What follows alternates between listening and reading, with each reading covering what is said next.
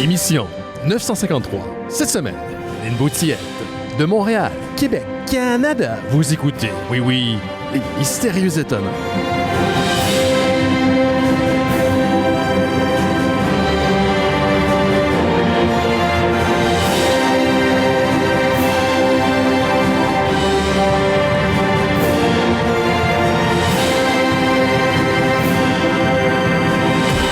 Bonjour à toutes et à tous, vous écoutez Les Mystérieux Étonnants, l'émission en balado-diffusion consacrée au BD et à l'ensemble de la culture populaire.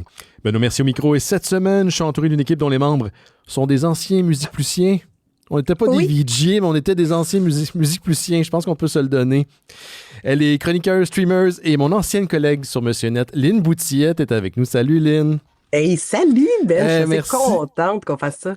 Merci de prendre du temps là, pour me jaser un petit peu. Je sais que la semaine passée, c'était pas possible, mais là, que tu prennes du temps aujourd'hui, je suis vraiment content de pouvoir te jaser.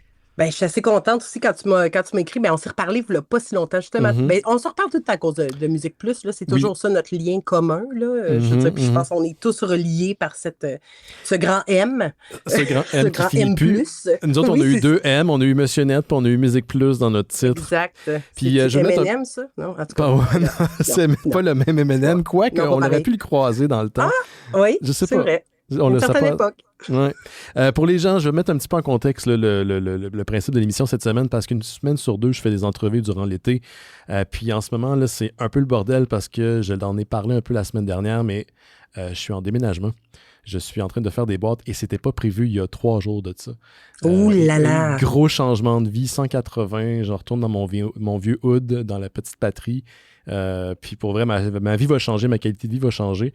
Fait que c'est sûr qu'en ce moment, j'ai moins de temps là, pour faire une émission à chaque semaine, mais je vous livre une émission quand même à chaque semaine. C'est juste qu'elle n'est pas nécessairement en direct. Fait que je veux quand même vous offrir du contenu puis une présence, bien sûr. Depuis maintenant, on n'arrête jamais, les mystérieux. Fait que merci beaucoup, Lynn, de t'être portée. Puis pour les gens qui vous écoutent... connu, vous étiez grande même. Ça n'a pas de sens. on avait encore... non, en fait, je pense que notre trou derrière l'oreille était déjà sec. On était déjà des vieux de la veille. Ah, sec. Puis peut-être que c'est pas tout le monde qui sont au courant, mais jadis, j'ai participé, et toi aussi, à une émission qui s'appelait Monsieur Net, Mnet, qui était une émission sur la technologie, les jeux vidéo. Toi, tu avais une chronique, entre autres, sur les board games, moi, sur le cinéma, la BD. Une chaîne qui n'existe plus aujourd'hui, qui s'appelle Musique Plus, l'équivalent de Much Music, qui était au Canada anglais, ou si vous préférez... c'est quoi, MTV aux États-Unis. MTV, ouais. Puis on était je pense, dans la dernière grande mouture, en fait, de cette chaîne-là, qui déjà, à l'époque, avait un petit peu de la difficulté, là, on s'abattait de l'aile. Nous, l'émission, elle a été cancellée, je pense, fin 2014, début 2015. 2014, au mois de décembre, 18, je pense. Quelque chose comme... Oui, exactement, oui, Crime, t'es bonne. Puis ça a été...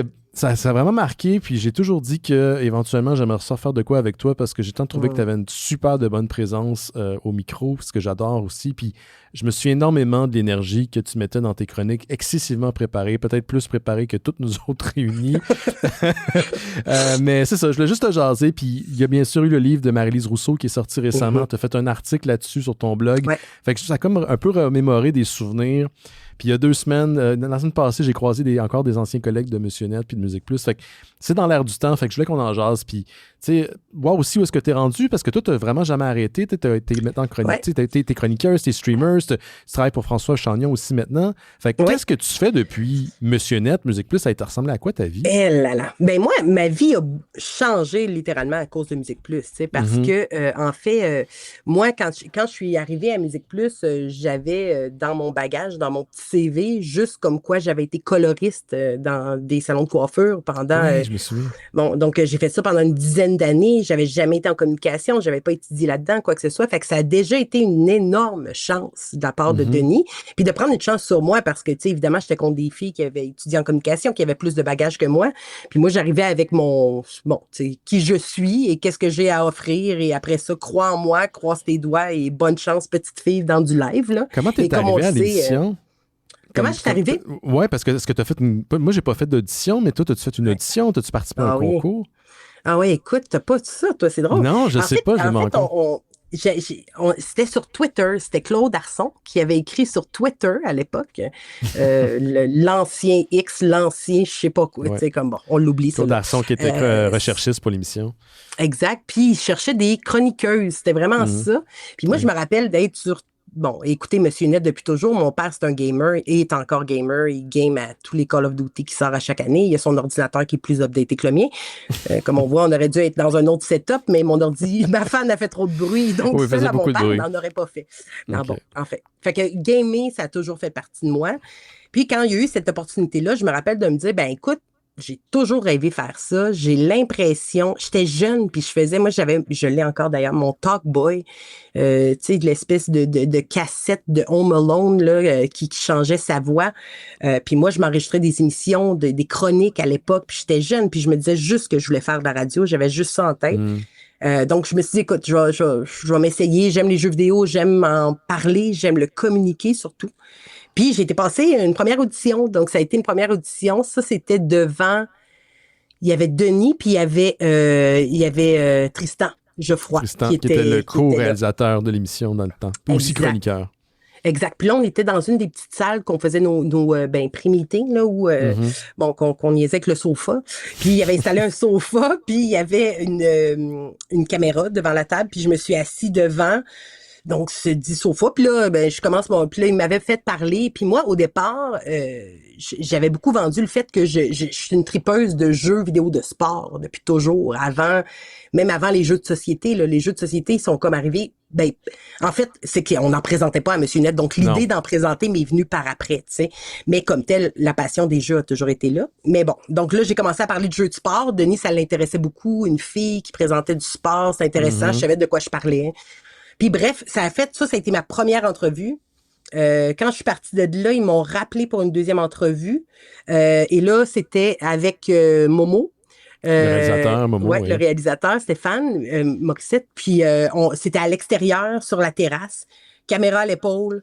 Puis là, il m'avait appelé. C'était tellement chien, cette préparation-là, Ben, là. Tu sais, moi, comme je me prépare. Oui, ça, on le sait que t'étais préparé. Ouais. Là, il m'avait appelé la veille pour me dire, est-ce que tu peux être là demain à midi? Déjà, c'était voulu, semble-t-il, parce qu'il voyait à quel point j'étais capable de me revirer sur une scène. C'est un test. Exact. Donc, il m'avait dit, prépare-moi une critique de jeu, une actualité, puis une chronique techno, un gadget, whatever. Fait que là, moi, je prépare 3 chroniques de 6 minutes.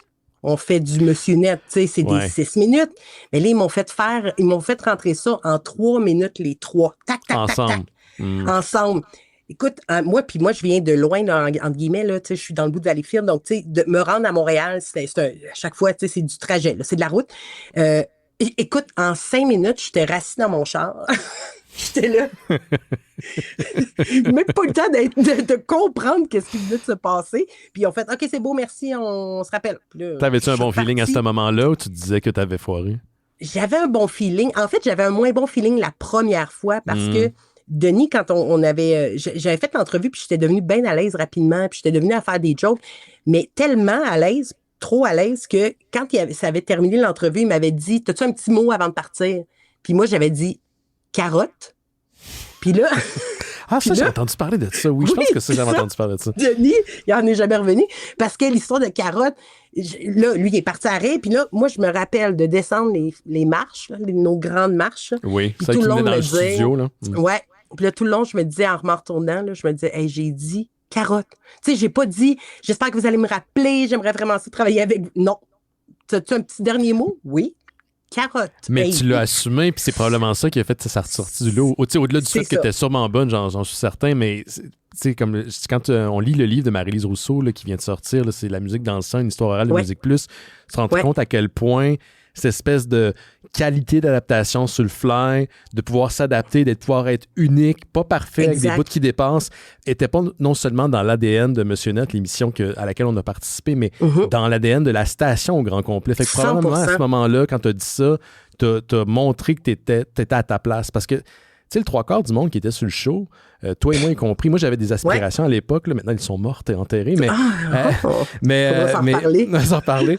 mais je niaise, mais je veux dire, c'est pas... Il y a personne qui était carriériste. Le monde qui était là, était là pour le plaisir principalement. Il y avait quelques personnes qui avaient des carrières, la passion, exactement.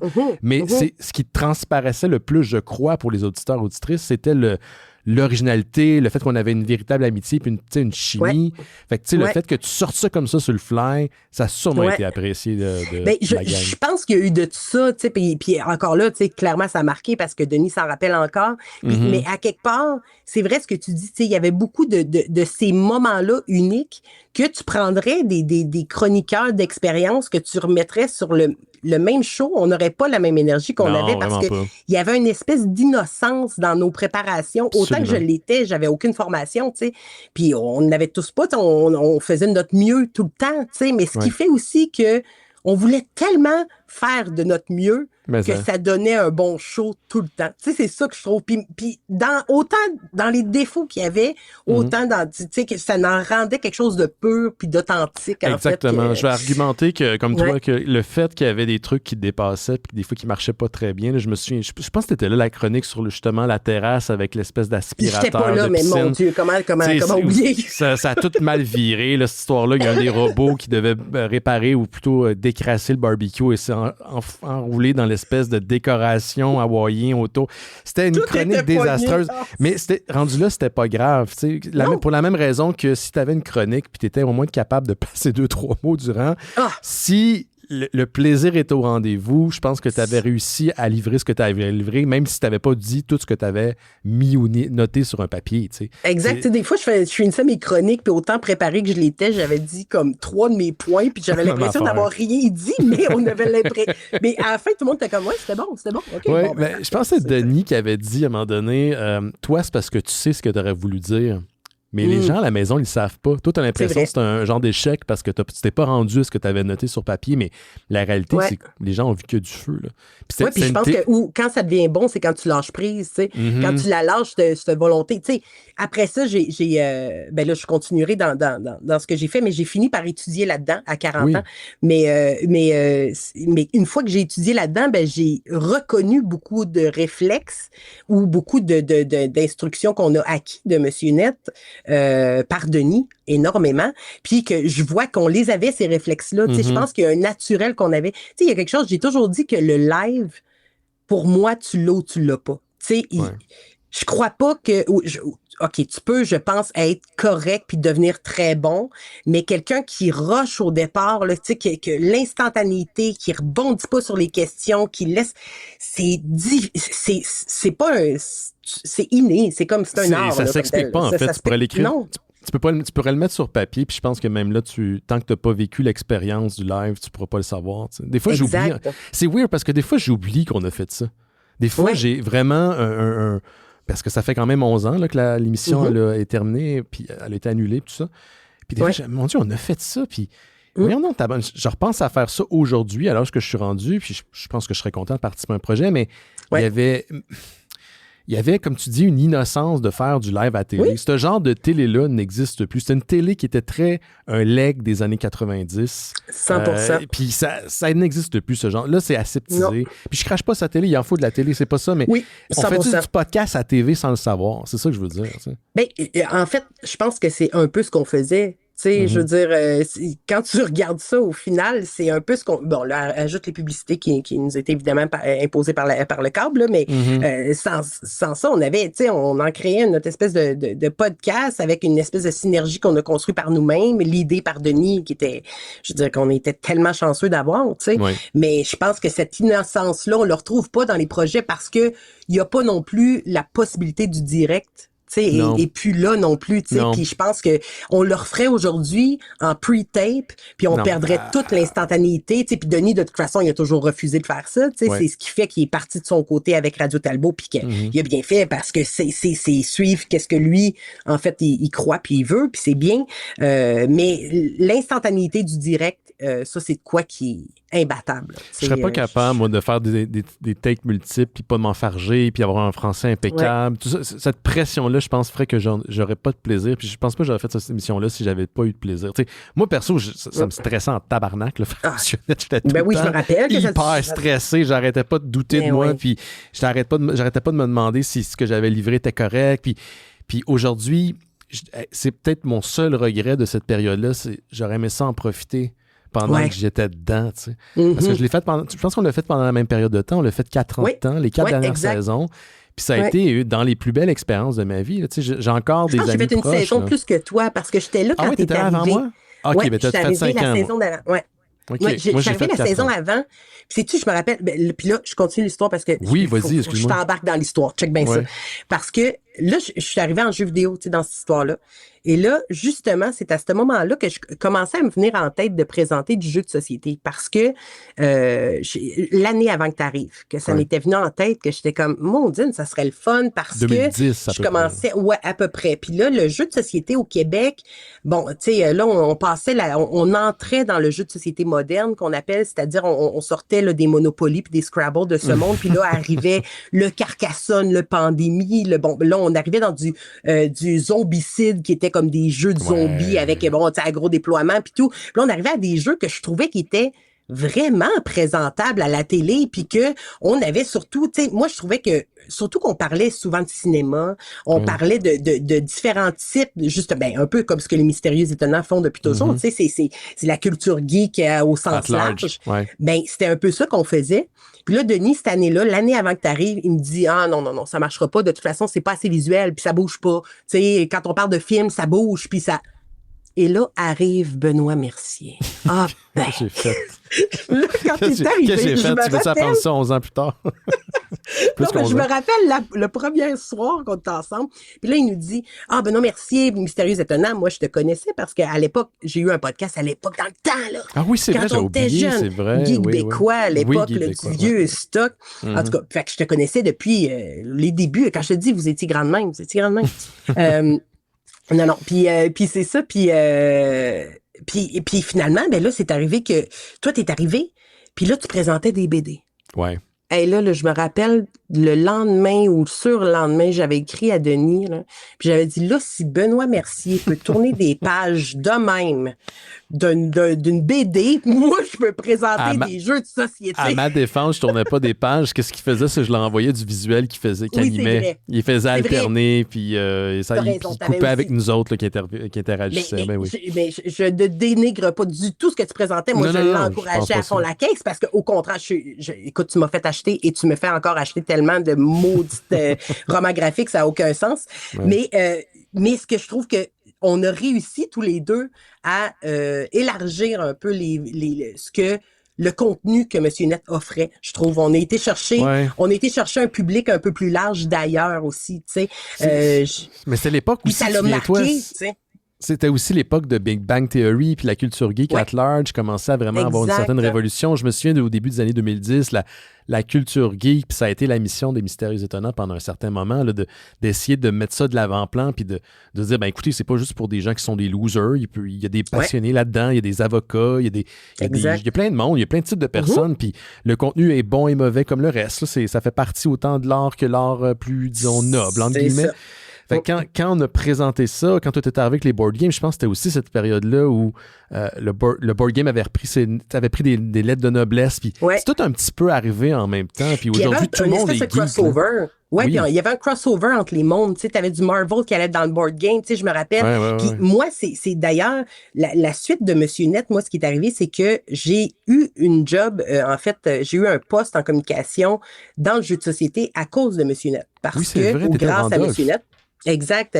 Ben, en fait, j'ai commencé chez Philosophia, qui était une boîte puis ensuite j'ai fait un peu le tour. J'ai travaillé aussi au Randolph, mais je me suis occupée des communications pour multitude de boîtes de jeux de société parce que bon, j'avais pris mon expérience pour en parler et tout. Je suis devenue directrice de communication. J'ai fait un paquet d'affaires là-dedans. J'ai navigué au travers de ça en transportant mon espèce d'expérience et bagage de Monsieur Net au travers de ça, tu sais, qui m'avait pas resté puis qui m'a toujours resté, toujours en m'en ennuyant quand même. Tu sais que moi quand ça l'a arrêté Monsieur Net, moi j'ai arrêté de jouer complètement aux jeux vidéo. T'as pas été capable de continuer après? Non, mais moi je voyais plus de raison de jouer sans communiquer. J'avais perdu le plaisir j'étais comme OK, mais je joue pour qui? Mais tu sais, c'est une drôle de question, mais il y avait quelque chose pour moi, j'étais rendue habituée de jouer à des jeux avec un carnet de notes à côté de moi pour prendre des notes, des positifs ou des négatifs. Puis à l'époque, j'étais avec mon ex, puis là, ben, je lui disais, ça, j'ai pas aimé ça. Boy, graphiquement, ça, c'est pas top, hein? Puis ça, je suis pas sûre, Puis il était là, à qui tu parles? J'étais comme, je sais pas, non, mais je le dis, mais fallait que je le dise, je pouvais pas m'arrêter. Puis j'ai perdu comme l'espèce de passion de jouer au jeu pour jouer. Il m'a manqué de quoi. T'as-tu eu un moment de dépression après la fin de l'émission? Ça, moi, ça a été rough. Oui. Ça a vraiment été rough. Moi aussi, je pense que toi puis moi, on l'a vécu dans... Tu sais, je me rappelle qu'on s'écrivait, puis on l'a vécu dur autant. Tu sais, moi, je suis pas très bonne avec les au revoir de base là, dans la vie. Non, moi là. non plus. Puis les fins, là, tu sais, là, moi, ça, c'est très difficile. Puis ça, c'était... Puis c'est surtout c'est arrivé comme un accident, là, tu sais, je veux dire, on s'en attendait pas, là. Ils nous ont pas laissé finir la saison, tu sais, je veux dire, on devait on l'a fini, mais c'était plus live pendant des semaines. Le dernier live qui a eu lieu, c'était celui qui était la dernière émission, celle qui a été faite dans le studio. Là, elle était live. Celle-là, oui, ils l'ont ça a été live. quelque chose qui est quand même assez exceptionnel, parce que c'est pas comme si quelqu'un avait décidé que c'était la fin de Monsieur Net. On a mis fin à Monsieur Net. Fait qu'il y a eu droit, plus je dis eu droit, je parle pas de Denis, mais je parle de tout le monde, qu'on a eu le droit à une fin. C'est quand même assez unique, parce qu'on aurait pu carrément mettre le feu au studio puis envoyer chier tout le monde. Là, oui, c'était un beau respect, puis c'était le minimum, je pense, là, pour, juste pour la part de Denis, qui se faisait des décennies, qui était dans cette station-là. Ça a été très, très émotif, puis moi, je me souviens qu'à l'époque, je participais aussi à une émission qui s'appelait Bande à part à Radio-Canada. Fait que je faisais de la radio en parallèle, puis souvent, je faisais Monsieur Net aussi. Fait que je travaillais à l'hôpital temps plein à faire du ménage, faire des infections, que j'haïssais ça, faire ça, mais j'avais pas le choix. Je me rappelle. Puis des fois, je faisais des chiffres, là. Je faisais mon chiffre, j'allais travailler à Monsieur Net, puis là, j'attendais dans le centre-ville pendant 4 heures de temps parce que ma chronique était à minuit, comme le soir même, 11h et quelques. J'allais faire ma chronique, je retournais chez nous me coucher, je dormais 4 heures, j'allais retourner au travail, à l'hôpital. Puis tout ça a comme arrêté back-à-back. Puis non seulement ça arrête. Tout perdu le reste aussi? Tout en même temps, ouais. Mais j'ai fait d'autres projets après. Là, j'ai été très chanceux, mais ce côté-là qui me ressemblait, en fait, parce que c'était pas des émissions. Je m'aurais pas vu aller à Christiane Charette, puis ça enlève rien à Christiane Charette, mais c'est pas moi, c'est pas mon énergie, tu sais. C'est ça que j'aimais de la gang à Monsieur Net. C'est ça, on avait notre gang. C'est dur quand t'as goûté à une belle gang, puis tu sais, ça n'a pas de sens. Puis après ça, puis on dirait que la comparaison se fait rapidement. Puis la vibe, tu te dis, c'est pas ce que c'était. Puis surtout qu'on ne se l'est pas fait enlever parce que c'était pas bon. Comme tu disais, c'est que tout allait bien. Tu sais, je veux dire, c'est ça qui est C'était une des grosses émissions. Peut-être que je parle à travers mon chapeau, mais il me semble que c'était une des grosses émissions. D'un, à la station, il y avait ça, puis Buzz Clip de Red Laplanche. Super cool guy, en passant. Moi, j'étais super impressionné quand je le voyais. J'étais, c'est Red Laplanche. Mais aussi, je pense qu'au Québec, cette émission-là, si on avait eu des stats adéquats comme toi, quand tu Twitch, par exemple, ou quand on stream, c'était probablement une des grosses émissions écoutées. Là. Je peux pas croire. Là. Ça avait une audience excessivement niche qui était, tu sais, je pense, variée en âge aussi. Il y avait quand même beaucoup de jeunes qui nous écoutaient, mais quand même. Puis là, on avait aussi, et là, ça va l'air bizarre de dire ça aujourd'hui en 2026, mais l'auditoire féminin, je pense qu'on est en train de le gagner parce qu'il y avait des gens comme toi, des gens comme Andréane Babin, comme Stéphanie, qui sont rentrés sur le show puis qui représentaient le côté, justement, femme féminin, gay, Catherine Matisse, puis je veux dire, c'était pas, on n'était pas comme, il y a les gars puis il y a les filles. Non, c'était, on allait au front, tu sais.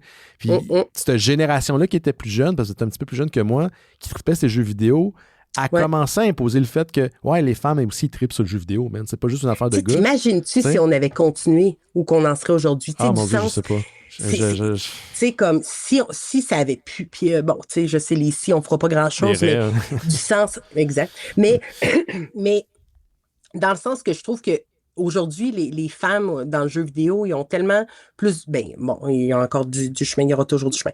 On partira pas là-dessus, mais je trouve qu'on a une plus belle présence, puis je pense que il y aurait eu façon, puis il y aurait encore façon. Je comprends toujours pas pourquoi il n'y a pas d'émission plus sur la technologie / jeux vidéo qui fait ou qui s'approche de ce qu'on faisait avec Monsieur Net parce que il y a un public pour ça. Après ça, tu vas me dire, à cette heure, les gens sont ailleurs. Tu sais, moi, je suis partie de Monsieur Net. Ce qui m'a regagné aux jeux vidéo, c'est de découvrir Twitch. Ça a été vraiment ce qui m'a rattaché parce que, en fait, j'ai retrouvé le plaisir de communiquer.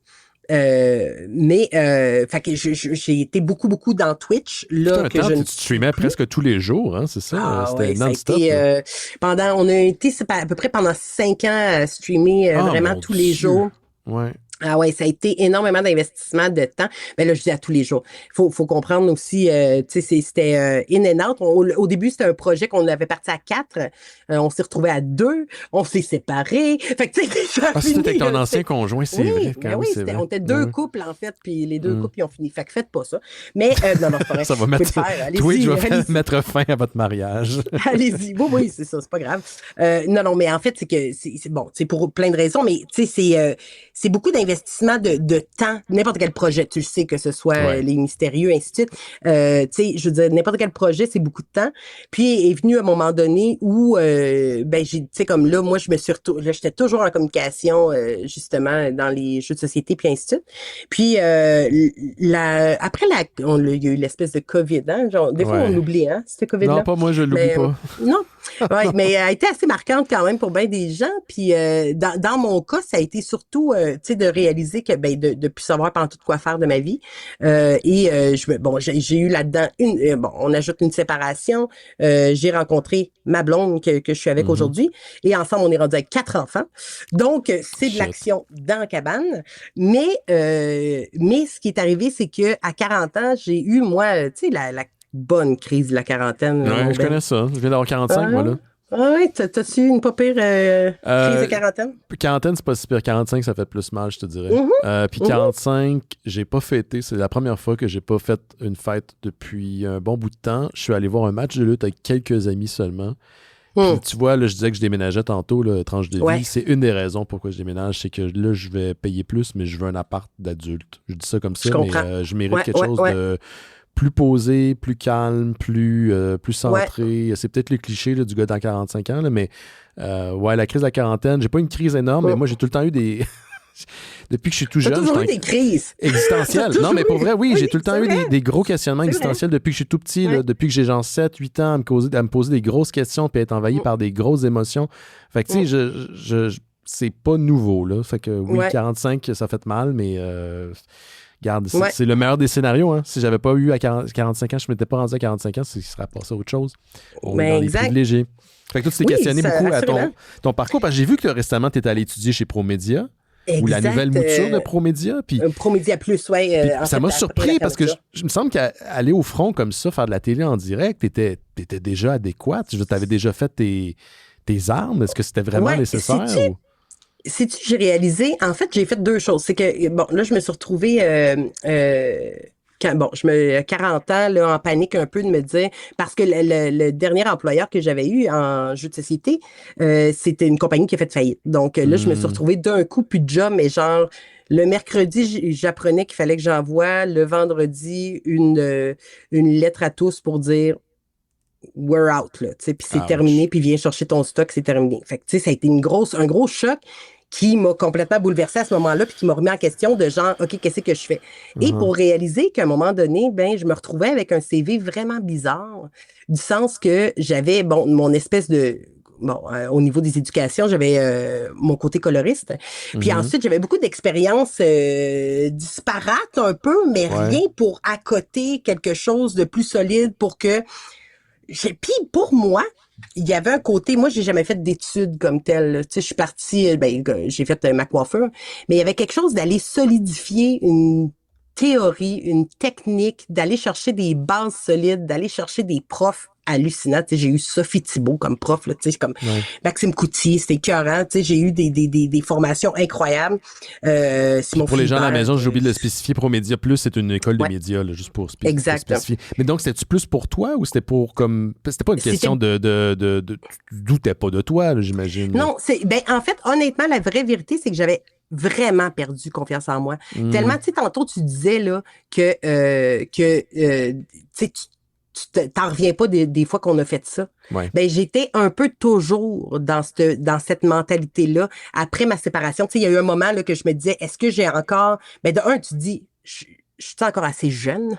J'ai-tu encore rapport? Je suis encore pertinente? Je suis encore... Puis moi, j'ai une fille là, qui a 16 ans. Là. Tu sais, je veux dire, là, moi, elle me regarde, je suis pas cool. Là, tu comprends-tu? Non, on n'est pas cool. On n'est pas cool pour les jeunes. Là. Tu comprends? Fait que des fois, tu te remets en question de ta pertinence. Puis est-ce que puis autant que toutes les formations que j'ai pu avoir, tu sais, que mon expérience acquise, ben je la soyais, on dirait, sur rien. Puis pour me rassurer moi-même, puis pour, tu sais, l'espèce de sentiment d'imposteur que je sentais à Monsieur Net, à l'intérieur, personne ne me le faisait sentir, là. Mais moi versus moi, là, je travaillais 8 fois. Est-ce comme j'aurais dû travailler, Ben, j'ai sacré. Mais c'est vrai parce que... Tu peux crissement sacrer ici. Ouais, je peux crissement crisser.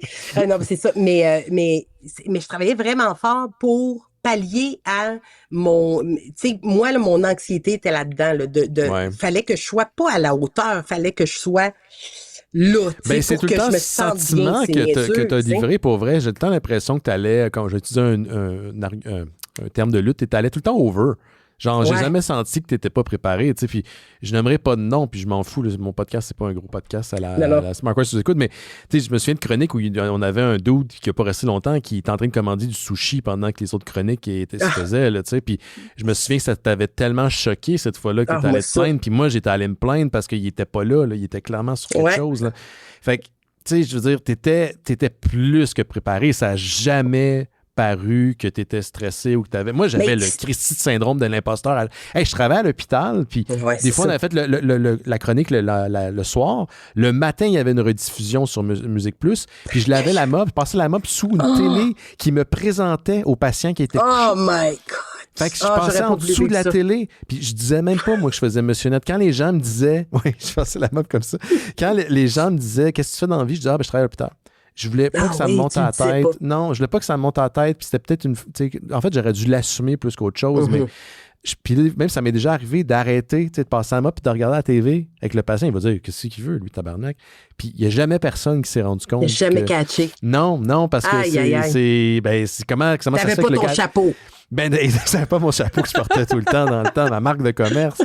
Mais peut-être que c'était ça. Je sais pas. Tu t'attends pas à ce que la personne qui est là soit aussi la personne qui passe la mop dans ta chambre. Ben non, c'est clair qu'il est en dessous de la télé, là. Tu sais, c'est rare en maudit. Mais c'est ça que j'aurais aimé passer. J'aurais aimé ça comme exorciser ce sentiment-là pour pouvoir vraiment profiter. Parce que quand je regarde ça avec du recul, j'ai pas de regrets mis à part ça. Puis mes regrets est même peut-être un mot qui est gros. Là, qui est fort, qui est très fort. C'est faire de la télé dans une des plus grandes villes importantes d'Amérique du Nord, au Québec, sur pignon sur rue.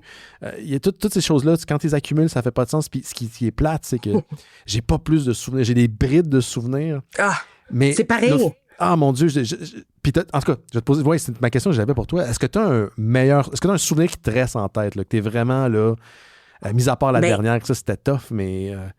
écoute, moi, c'est impossible. Puis je pense que n'importe qui connaît Monsieur Net serait fâché que je dise pas le poisson d'avril. Peux-tu l'expliquer pour les gens qui savent pas c'est quoi? Sac, maudite histoire. À chaque année, il ressort, hein? Il est sur YouTube, les gens le partagent. Je l'ai partagé cette année sur TikTok. Là, j'ai pogné, je sais pas, 200 000 vues. Là, une affaire que j'ai jamais. Là, dans mon TikTok, là, je mets des vidéos niaiseux que j'ai 200 vues des fois, puis je suis contente. Là, mais là, écoute, ça a tout pété. Mais je le comprends parce que c'était... brillant, là, ça n'avait pas de sens. En fait, c'est que le maudit Denis là, Talbot, là, il adore faire des tours. Là. Et puis toute l'équipe, en fait, là, parce que j'ajoute Alex Trépanier dans la gang, puis j'ajoute Claude Arson, puis j'ajoute... En fait, tout le monde était au courant, à part les 3 chroniqueurs qui étaient présents, qui étaient choisis d'après Denis, que Denis avait dit. Donc, son objectif, c'est que l'objectif, c'était qu'il allait se chicaner avec Ben Demen en plein milieu de l'émission. Ben Gagnon, qui allait se chicaner pendant l'émission. Et qu'il allait sacrer Ben dehors de l'émission. Bon, puis juste pour spécifier, Ben Gagnon était aussi un chroniqueur, c'est un de mes amis, on le connaît depuis longtemps. Là, mais je pense que ça commençait même avant l'émission. Vous êtes engueulé un peu dans les bureaux, c'est ça? Ah ouais, à 100%. Moi, j'arrivais toujours plus tôt. à l'émission. Puis moi, là, ce qu'il faut savoir, c'est que oui, c'est le 1er avril. Puis les gens ils disent, non, mais t'aurais dû le savoir, c'est le 1er avril. Non. Moi, le 1er avril, là, c'est la fête à ma mère dans la vie. Fait que moi, là, depuis toujours, j'oublie le style 1er avril que c'est Poisson d'avril. Moi, c'est la fête à ma mère. Tu sais, je pense pas à ça. Puis on faisait pas de coups pour ma mère parce que c'était la fête à ma mère. Fait que quand on était petit, c'était la fête à ma mère. Bref, j'ai pas d'excuse, mais c'est mon excuse. Fait que là, j'arrivais toujours super tôt parce que moi, je pars de loin. Fait que j'arrivais toujours super tôt. Denis le savait que j'allais arriver tôt. Et là, il s'était organisé pour que déjà, quand je rentrais dans la place, écoute, l'ambiance était glaciale. Ouais, ça, je l'avais préparé. Denis, il était à pic, il était à son ordi, il me parlait pas, personne me dit bonjour, je suis comme allô, je m'assois sur notre sofa noir dans le fond. Oui, dans le fond. Là, je suis comme OK, puis là Denis il dit là en passant Lynn, va falloir que tu fasses ta chronique autrement parce que on n'aura pas d'iPad à soir. Là, je suis comme hein? Là, il fait ouais, ben là Luc Doyon, il est bien fâché, il était cœuré de voir vos têtes là, fait que il y a pas d'iPad à soir, je suis comme OK. Fait que là, moi, mode panique, là. Moi, madame trop préparée dans mon iPad. J'avais beaucoup trop toujours d'informations, là, tu sais, alors que, comme on disait tout à l'heure, on en disait 3 phrases. Ouais. Fait que là, commence sur un papier à transférer ma chronique, puis ta. Pendant ce temps, Claude Arson reçoit un appel pour dire la fille qui devait venir présenter un tel produit a pogné un accident de char. Elle pourra pas être là.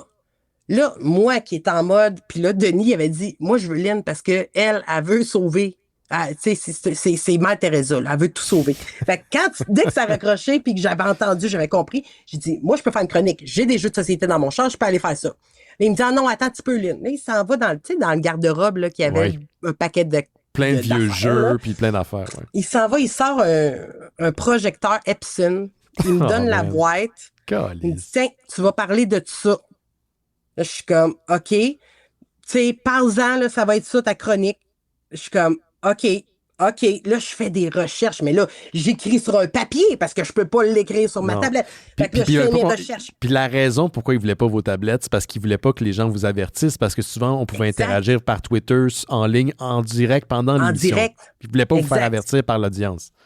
Fait que là, moi, je travaille comme une cinglée sur l'histoire de Epson. Puis là, le monde commence à arriver, les autres chroniqueurs. Puis moi, je les avertis toutes. Hein, je suis comme, ça va pas, la gang. Là. Préparez-vous, l'ambiance est de la merde. Tu sais, moi, je joue à la mer. Là, je suis comme, on est doux, on respire, ça va pas. Tu sais. Puis là, t'as mon Ben qui arrive en retard ou semi-en retard, très tard déjà. Puis qui est comme trop mollo, qui a l'air un peu fâché. Puis Denis finit par nous révéler qu'ils se sont pognés la veille, c'est-à-dire le lundi, parce que les autres, ils faisaient Radio Talbot le lundi. Puis que Ben, il était fatigué, puis qu'il était pas d'humeur, puis tatata. Puis là, il commençait à dire, mais tu sais, son estudeur de cochon, là, Ben, là, il va pouvoir, pour vrai, là, il est mieux de pas avoir cet air-là, puis tout. Et je vois mon Ben rentrer, qui a un air de cochon, là. Je suis comme, Ben, tu souris un petit peu, ça va aller, ça va être correct. La panique générale. Et là, pour dire, c'est pas trop. Là, il finit par dire, on n'a pas le temps pour tester. On n'a jamais le temps pour tester les jeux, Ben. Pendant qu'on faisait notre meeting de pré-show, il donne ce commentaire-là. Puis là, ça se semi-pogne, puis tout, mais ça arrête là. Moi, je suis comme, c'est que le show sera pas facile. Ils ont vraiment pensé à leur affaire. Hey, moi, dis-toi que je suis là depuis 5 heures le soir, là. L'énergie, je suis de même, OK? Le show était à quelle heure? J'ai oublié à quelle heure le show était. 7h30. 7h30? T'es sûr? Il me semble que c'était ça. Ça fait du sens. Il me semble que c'était 7h30 quand on faisait des demi-heures, puis c'était de 7 à 8 pour les heures, je sais plus. Fait qu'en tout cas, puis là, ça, c'était l'année des heures, hein? Ça, c'est l'année qu'on faisait les heures. Moi, ça a été mon année préférée parce qu'on avait 1 heure pour parler. 100%, sauf cette émission-là. Oui. Fait que là, nous autres, on s'en va se faire maquiller. Dans la salle de maquillage, Marie-Lou est au courant. T'as Ben qui chiale, qui veut pas se faire toucher, là. Ah non, arrête, là. Il descend en bas. Il est super à bout. Moi, je m'en vais le voir. Je suis comme, Ben, ça va aller, le show. Ça va être correct. On va bien faire ça. Il s'en va s'asseoir. Il y avait un drum. Il s'en va s'asseoir sur le drum, puis il joue du drum, Ben. Il bûche le drum comme un malade. Je suis comme... Moi, je suis assis. On fait jamais ça. D'habitude, on va s'asseoir, on se fait micer, tu restes à ta place, ils font tes shots de cam, tu bouges pas. Lui, il est en train de drummer, là. Je suis comme, il va sauter un plomb, ça ira pas bien. Fait que le show commence, on est comme ça, puis on commence avec la chronique de Ben. Fait que t'as mon Denis qui start la première question. Il dit, fait que là, Ben, t'as commencé à jouer au jeu, puis puis là, il commence à expliquer, puis là, il dit, puis comment il s'appelle le personnage principal? Puis là, Ben fait, ben là, je sais pas, si vous me donniez le jeu d'avance, là, peut-être que je le saurais, là. Là, Ben, Denis, il dit, là, c'est assez, là. Là, on va fermer ça, là, tu vas me fermer la caméra, là, c'est fini, on ferme tout ça, Ça va en pause. Parce qu'il a sacré, là, ton hostie de jeu, En tout cas, on s'en va en pause. Clac, tout ferme. Mais là, nous autres, on ne sait pas, là, mais ça, là, c'est écrit, là, en dessous, là, en bas de Denis, l'écran. En bas de l'écran est écrit, ceci est un prank, blablabla, les chroniqueurs ne le savent pas, tout le monde est au courant. Et là, derrière nous, il y a les gens, là, t'as des caméramans qui courent, là, puis là, t'as Denis qui se lève, là, t'as les pubs, là, qui roulent à la télé, que t'es comme, OK, ça avance, t'as une pub, 2 pubs, 3 Denis pubs, revient c'est pas. comme, oh, Denis revient pas, si, OK. Là, t'as Andréane, elle fait, OK, là, moi, je m'en vais m'asseoir à la place à Denis. Elle dit, ben non, c'est toi qui fais la chronique d'Epson. Je suis comme, c'est vrai, elle s'en va s'asseoir là. Moi, je m'en vais là, puis là, t'as mon Alexandre, qui était nouveau, c'est sa première année, il avait fait exprès pour prendre Alexandre, qui est trop nerveux. Il est juste, tout le long, il fait, oh mon Dieu, là, je suis trop nerveux, oh non, je suis pas bien, oh non, je suis pas bien, oh non, je suis pas bien. Tout ça pour dire qu'ils ont fini par nous dire, mais à la fin de l'heure, Ben. Ah, ça a duré. Moi, dans ma tête, c'était ça. J'avais oublié que c'était l'année, que c'était les heures. Je pensais que c'était l'année des demi-heures. Non, la vidéo qu'on a encore en souvenir, le parce montage. Que ça, c'est une autre tristesse, là, c'est le montage qu'ils ont fait. Parce que l'émission complète, c'était une fucking heure, là. Il y avait là-dessus. J'avais jamais réalisé ça. Ah oui, parce qu'il y avait 2 publicités que Denis était fâché, parce que durant la 2e pub, il se fait sacrer dehors par Luc Doyon qui dit « Je te sac dehors ». Ça, c'est la 2e pub. Oui, ça a été long, là. Je te dis, à la fin de l'émission, là, je shakeais, je le monte à la caméra, là, j'ai jamais shaké. En dedans, Ben revient à la fin, il s'assit, puis là, personne ne dit rien, fait que là, vous autres êtes mal à l'aise. Ben là, Ben qui revient, tu sais, je suis comme, il va tout ça va mal faire. Il va pitcher des chaises, tu sais, ou va aller jouer du drum live. Je sais plus. Mais ça a été hallucinant. Mais en même temps, je suis comme, ça a été une solide expérience de direct, là. Mais après ça, tu sais, puis après ça, quand j'ai fait mon cours l'an dernier, je me disais, une des choses que je me disais que j'ai réalisé, c'est que oui, j'étais préparée, là, mais je savais pas comment me préparer. Parce que si j'avais su toute la technique, là, maintenant, de préparation que j'ai, j'aurais été encore plus, je pense, efficace, moins stressée, en fait. C'est que j'aurais moins travaillé dans le beurre, tu sais. Je trouve qu'on voulait tellement, là, moi, je pouvais faire 8 pages pour une chronique de 6 minutes, tu sais, qu'au final, comme, on disait rien, tu sais. Fait qu'il y a une façon qu'on a beaucoup, tu sais, on s'est beaucoup donné, puis que je pense qu'il y a manière qu'on a, tu sais, en vieillissant, qu'on apprend à mieux travailler, puis que sûrement toi aussi, tu sais, juste avec ton podcast, que si tu regardes comment tu te préparais au départ versus aujourd'hui, il y a des différences, puis je sais aussi que du temps, tu peux en créer, comment je peux dire ça? Il y a une manière de créer du temps pour pas que ça soit vide puis impertinent.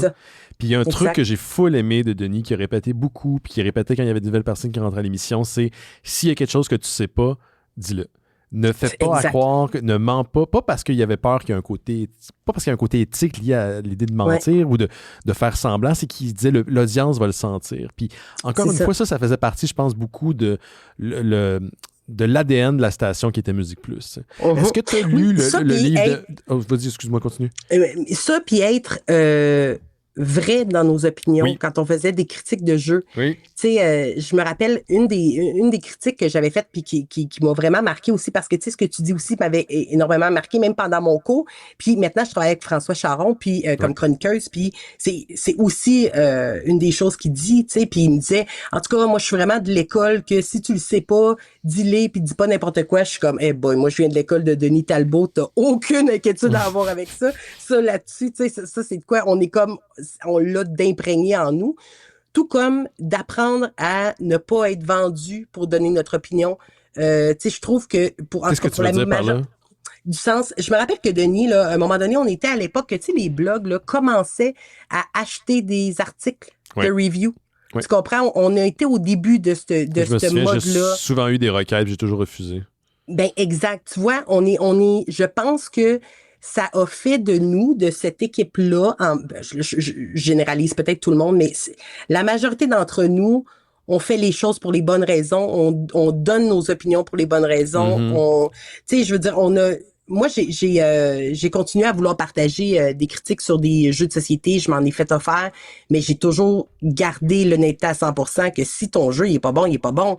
Tu sais, je veux dire, puis c'était une des fois, c'était un jeu québécois que j'avais eu à que je me rappelle du nom, je dirais peut-être pas, mais que j'avais eu à critiquer. Puis Denis m'avait dit, puis là je donnais mon opinion parce qu'il nous disait souvent, il nous faisait une espèce de juste avant de faire la critique, on avait comme un meeting, puis on donnait un peu notre opinion, puis on donnait à peu près notre note, puis des fois il nous faisait réfléchir, tu sais, c'est-tu vraiment ça que tu donnerais, puis juste pour nous challenger un petit peu, pour nous voir si c'est vraiment ça le message où ça justifie vraiment nos points.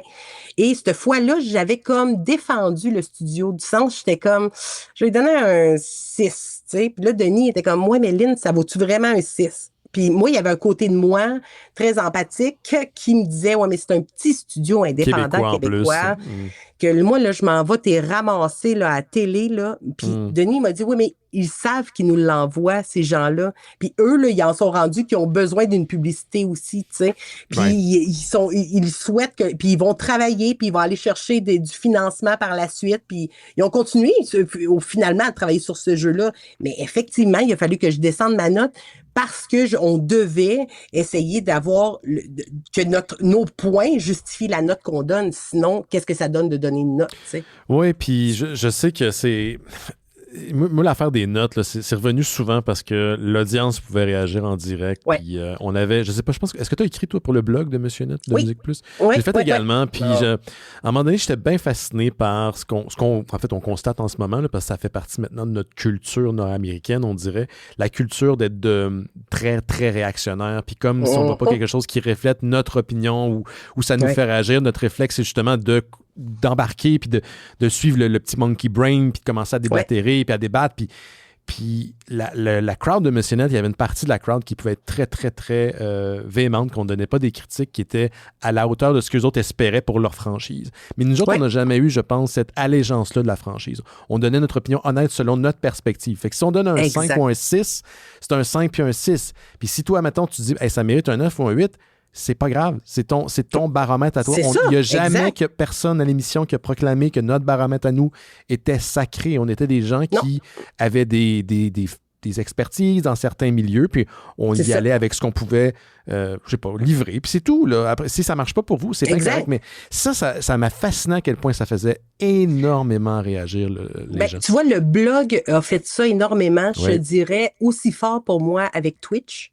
Qui est un milieu très réactif aussi. Un peu, je le comparais à un genre de Reddit à certains égards là, au niveau du streaming, qui est un peu quelque chose qui m'a saoulé aussi, les espèces de communautés, puis au travers de ça, puis très qui se rassemblent contre sur des mauvais points, tu sais, qui vont se leader contre des mauvaises personnes ou qui vont se leader contre des chose complètement ridicule qui a aucun sens.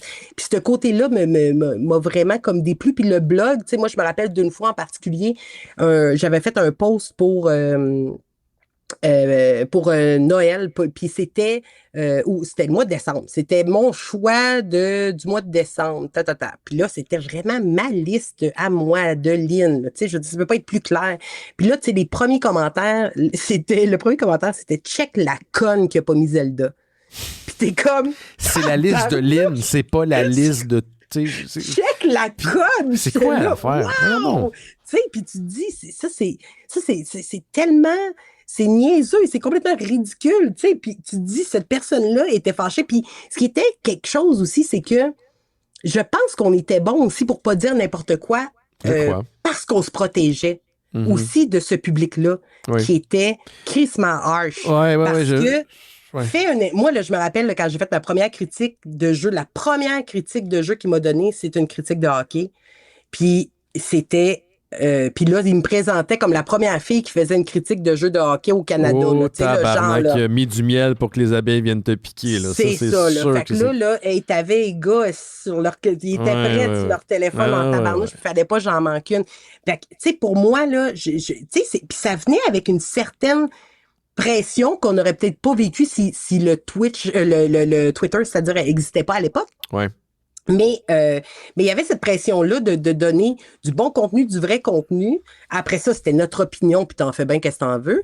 Mais on essayait, tu sais, il y avait au moins la volonté, tu sais, de Denis de donner des jeux qui étaient dans notre champ d'expertise. Ce qui faisait, tu sais, comme moi, si tu me donnais un jeu de course de char, là, je veux dire, je vais te donner un 3, là, parce que, je veux dire, je me trompe entre le gaz tu vas pas break, donner là, tu sais, puis je sais qu'il y avait des gens qui avaient là, des franchises qui suivaient, je pense que Jean Barre, qui était aussi un chroniqueur, aussi un musicien, un rappeur, avait tout le temps les jeux de Transformers. Moi, tu vois, j'ai jamais parlé d'un jeu de vidéo à Monsieur Net, parce que j'ai commencé avec les comics puis les bandes dessinées, puis rapidement, la deuxième année, quand j'ai suivi, ils m'ont mis sur le Twitter, je pense que la première année, j'en ai pas fait, puis en plus, ils m'ont demandé d'aller voir des films. Fait que j'allais voir des premières de films, puis comme, encore une fois, je travaillais à l'hôpital, je pouvais comme me permettre d'y aller à genre 10 h le matin, je collais malade, là. Fait que je pourrais pas refaire ça aujourd'hui, mais ça a été une opportunité vraiment géniale. Tu te rends compte en fait que les premières de presse, c'est pas du tout glamour. Là. C'est 4-5 journalistes blasés dans une salle au Scotia. Des gens qui ont gagné des concours. Là. Ça quand c'est public puis c'est à grand déploiement. Mais tu sais, des fois le matin à 10-11 heures, là, c'est au Scotia, c'est juste que personne pour t'accueillir. Tu passes en dessous de la barrière avec une bande. C'est vraiment niaiseux. Puis tu montes en haut, puis il y a une attachée de presse qui est là. Ça part, il y a du monde. Puis tu sais, moi, j'ai déjà dit à un journaliste à un moment de fermer son crise de téléphone. Je veux dire, on est là pour écouter un film. Si ça t'entende pas, va dans le Christy de corridor. Là. Mais je sais pas, on avait toute notre expertise. Je me souviens que j'avais écrit un article à un moment donné, puis j'avais fait exprès. Mon but, c'était pas d'écœurer, c'était pas de brasser la ruche, mais c'était un peu d'amener un certain questionnement. Puis j'avais écrit un article, ça s'appelait Michael Bay n'a pas détruit votre enfance, il ne vous doit rien. Parce que Michael Bay avait sorti 2 films dans le temps c'était le premier, de Teenage Mutant Ninja Turtle, qu'il avait produit, tu sais. Puis j'expliquais que, en fait, ma prémisse là, principale, c'est même si le film est pas bon, ça n'a pas rien à voir à défendre le film, ou qu'il soit bon ou pas, c'est pas grave. Ça ne modifie rien de la franchise ou des mémoires que vous avez, qu'est-ce que c'est, puis du temps que vous avez eu. Vous pouvez tout à fait détester ce que la personne a réalisé, c'est bien correct, mais l'espèce que tu sais, tout est dû à ça détruit le leg. Ça m'a tout le temps fait chier, et j'ai assisté à une cascade de commentaires. Je m'y attendais, là, mais ce qui m'a épaté, c'est le manque je pense en anglais, c'est drôle que je dis un manque de literacy, mais le manque de justement compréhension de compréhension du texte. Moi, je disais que la cinématographie de Michael Bay, c'est le mot que j'ai employé, puis quelqu'un a dit, moi, mais il a pas réalisé, il a juste produit. Une cinématographie, ça s'appelle la cinématographie que tu as produite aussi, là. C'est pas juste... Puis c'est enculé sur des mots, des détails qui n'ont rien à voir, en fait, avec la prémisse principale, tu sais. Mais c'était pas principalement notre public, là. C'est juste que ce côté-là était taxant. Je pense que c'est ça, c'est que je pense que tu avais des gens qui venaient, tu sais, des défendeurs de pas de cause, là, tu sais, exactement. De tout puis de rien, là, tu sais, je veux dire, ça vaut ce que ça vaut, puis à un moment donné, tu sais, je trouve que ces gens-là, on les voit encore, tu sais, dans d'autres réseaux, puis dans des forums, puis j'en vois encore, tu sais, tous les jours dans différents forums, puis tu sais, je veux dire, on s'en sort pas, mais je pense que on a moins de cette espèce de...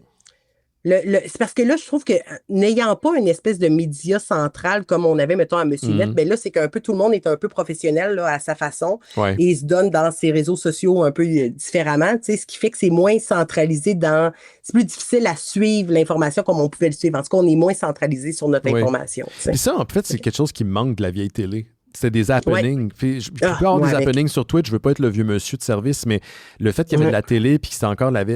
À une certaine époque, il y avait cet équilibre-là. Tu sais, la radio, la télé, l'Internet était là, commençait à gruger du marché, mais quand même. Puis il y avait comme un balancement dans tout ça. Là, bien sûr, l'Internet, c'est comme... Tout est rendu sur Internet. Les réseaux de télé vont... peut-être probablement éventuellement se fusionner dans le web, switcher là, puis ça va être différent, puis ça va être tout le même terrain de jeu pour tout le monde. Mais il y avait ce rendez-vous-là. Moi, mes émissions préférées, c'était le vendredi. Parce que le vendredi, il y avait de quoi dans l'air. C'est la fin de la semaine. Tu fais de la télé, encore une fois, à fucking Montréal, au centre-ville, tu sais, avec les grandes vitres, puis tout ça. Puis c'était l'atmosphère le vendredi. Moi, j'adorais quand tout était là, quand Yann Richards était là, quand Ben Gagnon était là. C'était comme, je savais, il y avait, dépendamment des autres chroniqueuses qui étaient présents, je savais que j'allais avoir du fun. Je savais qu'en fait, aujourd'hui, ça va être facile. Ça va être facile parce que je sais que Ben peut faire une joke, on va rebondir, on va se relancer. Puis c'est exactement ce que Denis voulait. Il voulait ce genre de chimie-là. Puis il l'a dit, il l'a exprimé souvent.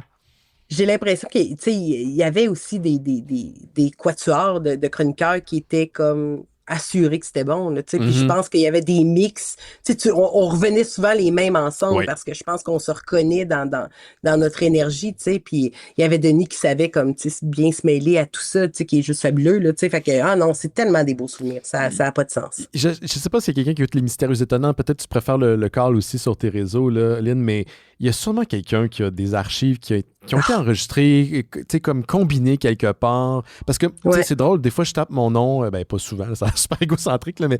À tous les soirs en me couchant. Tous les soirs en me couchant.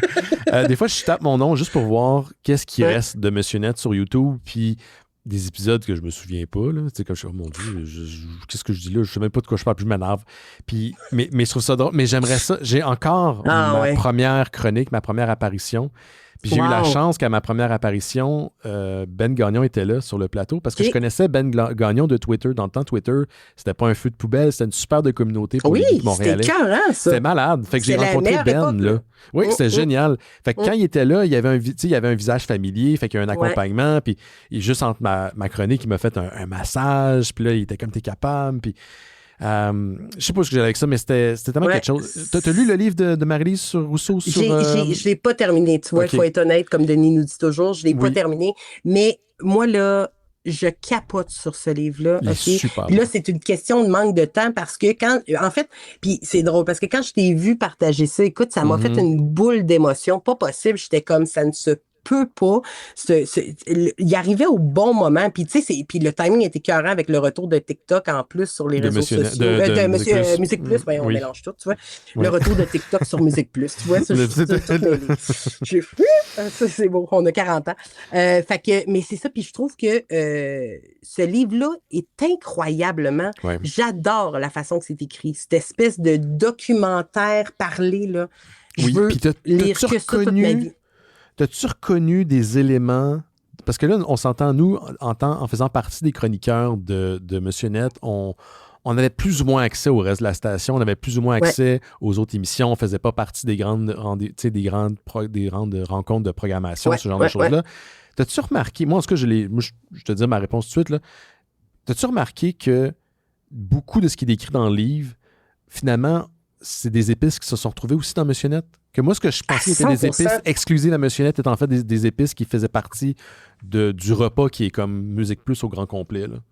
Oui, ben je pense que ils ont utilisé comme la même recette de base là qu'on va parler en gastronomie. En gastronomie, c'est ça. Mais il y avait quelque chose dans... Tu sais, on le disait au départ, puis je pense que ça revient à la naïveté de prendre, tu sais, tu prends une Sonia Benezet, tu sais, au début du livre, puis c'est tellement bien écrit, c'est bien raconté, en fait, là, les entrevues, c'est incroyable qu'est-ce qu'elle a fait comme travail. Tu les entends, les chroniqueurs, tu sais, t'entends Sonia Benezra parler, t'entends Claude Rajotte, t'entends, c'est incroyable, là, je trouve ça hallucinant. Mais ce qui est beau là-dedans, c'est de voir la volonté, on voulait vraiment faire de la télé. Tu comprends? Puis c'était pas faire de la télé pour être une vedette. Tu comprends? Il y a comme une... C'est des tripeux de musique, principalement. Puis nous autres, on était des tripeux de jeux vidéo, de board game, de cinéma. Puis c'était ça qui nous faisait triper, là. On n'avait pas... Il y avait peut-être, à part deux personnes, il n'y avait pas de carrière, là. C'était pas des gens qui... C'était pas une gig. Puis je nommerai pas de nom, mais il y avait des gens qui avaient d'autres gigs, tu sais. Puis ça paraissait que Monsieur Net, c'était une gig parmi tant d'autres. C'est la gig que tu faisais le mardi. 100%.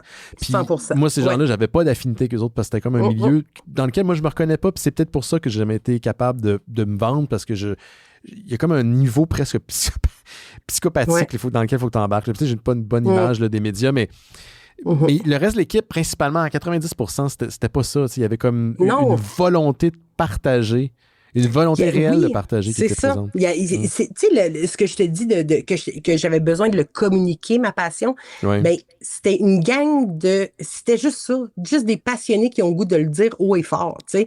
Puis on pouvait se retrouver ensemble avec des intérêts freaking pas commun. Puis ça, c'est quelque chose qui m'est resté dans la vie. Je sais pas si pour toi aussi ça t'est resté, mais une de mes forces, je pense que même encore en tant que chroniqueur, c'est ma curiosité qui est restée autant aiguisée, puis beaucoup grâce à Monsieur Net qui nous a forgé. Tu sais, on recevait les sujets qu'on avait en début d'émission. Puis moi, je prenais le temps de les lire. Les autres chroniqueurs. Puis je prenais le temps de les lire. Puis je prenais le temps de regarder ce que c'était. Puis je refaisais un peu de recherche encore. Puis j'ai toujours gardé cette volonté-là de me renseigner donné que j'avais perdu, évidemment, parce qu'à un moment donné, je faisais autre chose, je restais dans mon domaine. T'es maman aussi, là. Aussi, là, tu sais. Ouais. Fait que, mais quand je suis replongée, tu sais, la première chose, quand je suis arrivée à Promédia, qui nous parlait, c'est de déguiser notre curiosité. Ouais. Moi, évidemment, j'étais la plus vieille, là, dans le cours, pas de surprise. Mais les autres jeunes, je veux dire, de leur demander d'aiguiser cette curiosité-là, qui sont comme ça dans leur espèce de carcan, dans ce qu'ils aiment, parce que algorithme, parce que intérêt, parce que amis, puis qu'on finit par que ça devient très très hermétique.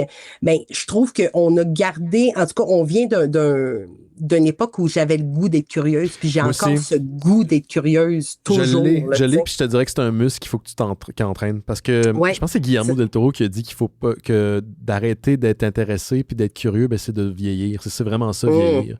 Puis il y avait aussi Clint Eastwood qui a dit « Don't let the old man in ». Laisse pas le vieux monsieur rentrer. Puis c'est quelque chose que j'essaie de me rappeler souvent, comme pour pas en fait devenir figé dans mes réflexions, puis dans mes intérêts, puis dans ma curiosité. Puis je pense que c'est une leçon à garder, là, dans le sens que plus on avance, plus il faut qu'on soit curieux. Puis Denis était inspirant là-dessus aussi, je trouve, puis il l'est encore, tu sais, aujourd'hui, là, tu sais, de le voir continuer à évoluer, puis de continuer à suivre la cadence en tabarnouche, puis que des fois, je me sens crissement en retard comparé à lui, puis tu sais, tu te dis, Christy, tu sais, c'est le fun de voir, puis justement, tu sais, de se repousser, puis de repousser les limites de ce qu'on est capable de faire, puis je trouve que c'est, pour la majorité qui était là aussi à Monsieur Net, c'était ça qu'on faisait, on repoussait toujours nos propres limites. Fait qu'il y a quelque chose de... Tu sais, de vivre on the edge, là. Chris, moi, j'étais un gars super... Je suis moins, mais j'étais un gars super gêné. Puis là, je faisais de la télé live au Québec. C'est comme... Mais c'est ce qui me gênait, c'était même pas le monde à la télé, à la maison, parce que pour moi, ça, c'était abstrait. Ce qui me gênait, c'était le monde dans la salle de contrôle. Que je savais qu'il était là puis qu'il passait des commentaires. Je dis pas qu'il était méchant, là, mais c'est ça qu'il commentait. Puis ça me gênait. C'était ça qui me gênait. C'est de la belle anxiété, ça, que tu as dû déclarer. J'ai dû le dire 10 000 fois parce que moi, j'adresse tout au détriment des fois de refermer ma gueule. On peut-tu parler d'un truc un peu moins cool, mais je suis comme curieux parce que j'en ai parlé à Ben Gagnon quand je l'ai vu la semaine passée, qui était aussi à Monsieur Net, on le rappelle. Puis juste te dire aussi, le livre de Marie-Lise Rousseau, c'est la musique dans le sang, une histoire orale de Musique Plus. Puis on a interviewé... c'est malade. Puis Marie-Lise Rousseau est venue à l'émission pour en parler. Allez voir dans les archives, là, il y a quelques semaines de ça quand c'est sorti. Fait que c'est vraiment une œuvre incroyable. Et puis quelle chance qu'elle a eu de faire ça. Je suis jalouse. Puis ça a été un travail de longue haleine. On parle de plusieurs années. J'ai eu la même jalousie pour les personnes... On retourne à ton sujet, mais j'ai eu la même jalousie pour les gens qui ont fait Génération Canal Famille. Oui, ben en fait, je le connais, c'est Guilla Saint-Cyr, c'est un de mes amis, Guilla Saint-Cyr et Mathieu Portelance. Oui. Ben Mathieu Portelance, lui, je le connais, mais je connaissais pas, mais ça, même style de jalousie. Oui, parce que ça touche à notre fibre nostalgique d'une époque passée qui nous touche beaucoup. Moi, j'attends un livre sur la chaîne canadienne, anglaise YTV, qui est une chaîne avec laquelle j'ai grandi, je voudrais ce genre de manuscrit pour parler de la chaîne. Ouais, même genre. J'ai parlé à Ben Gagnon la semaine passée, puis j'ai aussi vu Frank The Tank, un ami Frank, qui était revenu à la dernière saison, qui était un chroniqueur, qui était là, qui est reparti, qui était un de mes amis, est encore un de mes amis. On a perdu Carl, il y a quand même ça va faire 2 ans maintenant, je ne sais même plus, là, ça passe tellement vite. 2 ans et demi quasiment, là. 2 ans. Non, ça fait 2 ans. Là. 2 ans. Puis Carl Tremblay, c'était le chanteur principal des Cowboys Fringants, c'était un gamer, c'était aussi un chroniqueur à Monsieur Net. Puis quand il est décédé, moi Denis m'avait dit qu'il était malade, mais je savais pas à quel point c'était imminent son décès. Je pense qu'il était rendu sur les traitements expérimentaux avant que ça dégénère vraiment beaucoup. Puis j'ai été envahi de plusieurs émotions. Il y a bien sûr la nostalgie, penser au fait que j'aurais aimé ça plus en profiter quand j'étais là, avec lui aussi, parce que c'était quelqu'un qui était accessible, généreux de sa personne et authentique. La personne qu'on voyait dans les médias, c'était la personne que nous, je pense, on a connue. Je pense que tu peux être d'accord avec moi. Puis il y a une partie de moi aussi qui s'est senti mal. Puis c'est là où je veux t'entendre de pas... Une partie de moi s'est senti mal d'avoir de la tristesse parce que Carl, c'était pas mon ami. J'étais pas... C'était un camarade. Je l'ai revu après Monsieur Net quand tu as fait le lancement du Randolph à Laval. Puis c'était une nasty de belle soirée. On a passé toute la soirée ensemble. Il était là, puis on a chillé, mais c'était pas mon ami. Mais j'avais de la réelle, et j'avais encore de la peine pour ce gars-là. Puis je me sentais mal d'avoir de la peine. Je suis comme, pourquoi tu t'es mis là-dedans? Mais il représente tellement quelque chose de cette période-là, Monsieur Net aussi. Quand j'étais jeune, moi, j'écoutais les Cowboys. En fait, quand je l'ai rencontré la première fois, je pense pas que je l'ai reconnu sur le coup. Puis c'est après qu'on me dit, ouais, Carl, c'est le gars des Cowboys. Je suis, tabarnak, c'est le gars des Cowboys. Fait que toi, comment t'as reçu tout ça? Puis, tu sais, je veux t'entendre parce que je pense que c'est important des fois de parler aussi de nos deuils. Puis 100%. Ouais. Mais moi, j'ai vécu aussi intensément, aussi comme toi, parce que, de un, après Monsieur Net, tu sais, moi, Monsieur Net, on avait un lien, tu sais, le jeu sur le côté du hockey, on tripait sur le hockey tous les deux, fait qu'on prenait souvent le temps d'en parler quand on avait des émissions ensemble. Puis suite à ça, lui justement, il a parti un Randolph. Mais en fait, suite à ça, avant ça, quand je me suis en allée en jeu de société, je travaillais à Rigaud pour Philosophie et compagnie québécoise. Puis je travaillais avec la sœur de Karine. Okay. Fait que qui est graphiste. Fait que j'ai travaillé avec sa sœur pendant presque 10 ans parce que quand je me suis en allée suite à Philosophie, je me suis en allée au Randolph et j'ai été ramener Karine avec moi. J'ai été rechercher Karine chez Philosophia pour l'amener au Randolph parce que j'aimais trop travailler avec la sœur de Carl. Okay. Fait que j'ai eu un lien très très privilégié, puis en plus sans dire il y a eu le lancement justement du Randolph où j'étais impliquée justement dans le lancement. Il y avait son Randolph à lui que j'étais dans les préparations. Après a eu la COVID, donc puis là il y avait eu du délai à cause de la COVID avant que ça ouvre à Repentigny le Randolph de repas. Qui était son ancienne commerce aussi. Il avait fait un genre de commerce de jeu, là. Ouais, le Chevalier. Ouais, le Chevalier. Puis, donc, en fait, le Chevalier existe. Ils ont gardé la boutique du Chevalier qui est dans le Randolph maintenant. Okay. Fait qu'ils ont gardé comme une section. Puis c'était, puis, tu sais, il y avait plein de choses qui étaient ultra belles qui a mis en place. Tu sais, autant le Randolph, tu sais, c'est le premier où tu peux avoir une terrasse que tu peux amener tes enfants. C'est proche d'un parc. Tu sais, il y avait beaucoup de choses extrêmement belles, extrêmement touchantes. Puis, tu sais, pour moi, Carl, il y a un côté... tu sais, il y a un côté associé à... Pour moi, là, il s'est rattaché à Monsieur Net, là, direct. De ce moment-là, moi, j'entends toutes les tunes de Carl, là, des Cowboys, là, je nous vois à la dernière, là, je sais pas pourquoi, là, mais moi, c'est cette dernière-là qu'on se faisait des câlins en haut, je sais même pas comment on est descendu ces marches-là. J'étais tellement, écoute, les peu de photos qu'il y a, je suis tellement enflée, j'ai pas la même face. Tout le monde a pleuré. Ça a pas de sens. Mais c'était vraiment, pour moi, ça a été un gros deuil qui dure encore parce que je pense que c'est associé à bien des choses. Tu sais, moi, je l'ai connu d'un côté entrepreneur, d'un côté... il me fournissait aussi des jeux de société, du Chevalier, pour que je fasse des critiques à Monsieur Net aussi. Fait que on avait... puis il était funny, il était tellement drôle, c'était simple avec lui, tu sais. Puis c'est vrai qu'il y a un côté que tu te dis, tu sais, on a-tu... C'est tellement gros son décès de Carl Tremblay, c'est qu'on a-tu le droit d'avoir...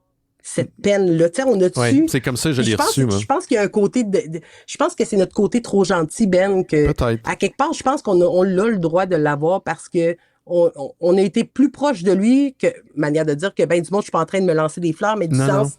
Je pense qu'il y a ces moments-là qu'on a créés puis qu'on a eu la chance d'avoir avec lui. T'étais très chanceux, mais j'avais comme peur, je pense, de m'immiscer dans quelque chose qui ne m'appartenait pas. Mais comme tu as dit quelque chose qui m'a vraiment touché parce que c'est comme ça, moi je l'ai vécu. C'est Carl, pour moi, autant avant le Monsieur Net, puis pendant Monsieur Net, ça a été quelqu'un qui a représenté une période de ma vie. J'étais beaucoup plus jeune aussi, on s'entend. Ouais. Puis c'est une voix qui... Il n'y en a pas beaucoup de voix unificatrices au Québec. On est dans le Québec. Ouais. J'en parlais au Mystérieux il n'y a pas si longtemps. Puis c'est pas de la politique, là. C'est pas une allégeance politique. C'est une question que moi, je me reconnais pas dans le peuple qu'on est. En ce moment, je me sens pas québécois. Je me sens chanceux d'être ici. Je reconnais tous les privilèges que moi, ma personne, et on a en tant que personne qui vit au Québec. Mais je me sens pas tu te reconnais pas. Je me reconnais pas parce que le projet de société dans lequel on est, ça n'a rien à voir avec l'indépendance, c'est pas ça. Je le vois plus. Le Québec dans lequel je pensais que j'étais quand j'étais plus jeune, était un peu naïf, n'existe pas, il a probablement jamais existé ou il est mort depuis. Et Carl avait une humanité où il parlait aux Québécois, aux Québécoises qui était très rassembleuse et fédératrice. Puis qui résonnait. Qui résonnait Loin. beaucoup. Ouais. Puis ça résonnait dans une empathie, puis une fierté, puis dans l'accueil de l'autre avec un L et un A majuscule, hostile. Puis ça, on l'entend pas. Quand je vois des politiciens partir dans des trucs qui divisent pour... Tu sais, demain, tu remportes tes élections, les gens que tu as divisés, ils font partie aussi du peuple que tu dois servir. Oui. Puis ça me fait chier maintenant qu'ils deviennent des pions. Puis un gars comme Carl, je pense pas qu'il serait jamais rentré en politique, mais t'es 100 fois plus un politicien ou un gars d'inspirant que bien les gens qui sont en ce moment qui ont le podium. Fait que quand un gars sans comme même ça le savoir, tu sais. sans même le savoir. Fait que quand un gars comme ça meurt, disparaît, puis il disparaît avec un peu toute une période de ta vie, tu sais, c'est ça, quand les gens décèdent, ils partent avec une partie de ta vie. Ça m'a vraiment fait beaucoup de peine. Puis je sais que Ben Gagnon, ça lui a fait de la peine. Puis aussi Frank, puis... Puis il y a un côté, c'est parti, je pense, tu sais, je te sens, il y a un côté d'espoir qui est parti en même temps, tu sais. Oui.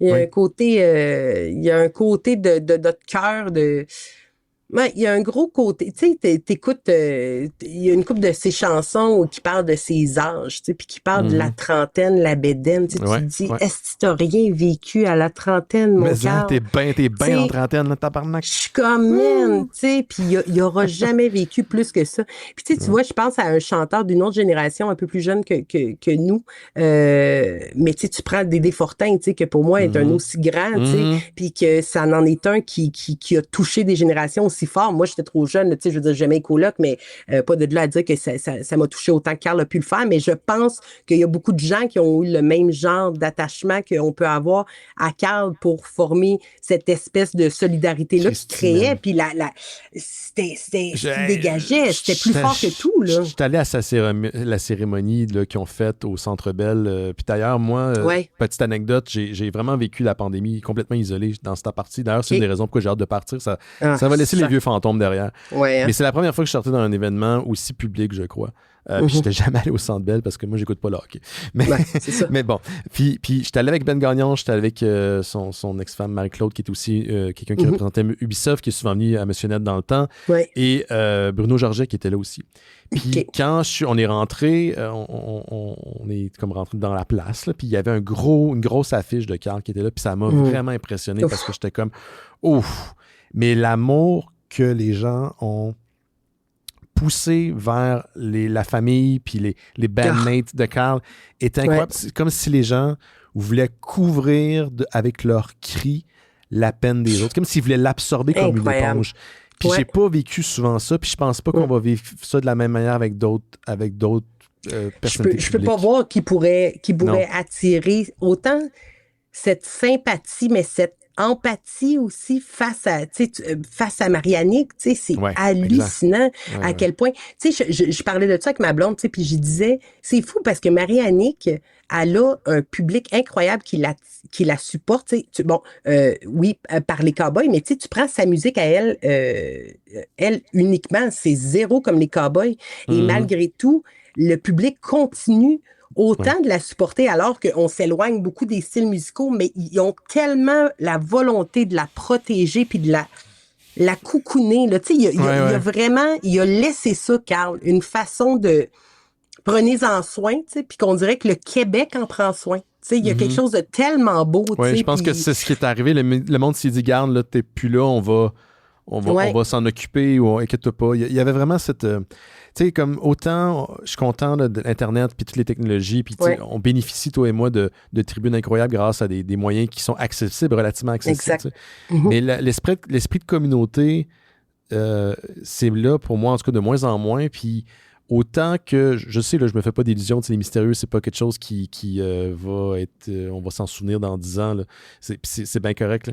Mais ça fait 10 ans, on s'en souvient déjà, ça fait 10 ans. 20 ans. Bon, ça fait 20 ans qu'on s'en souvient.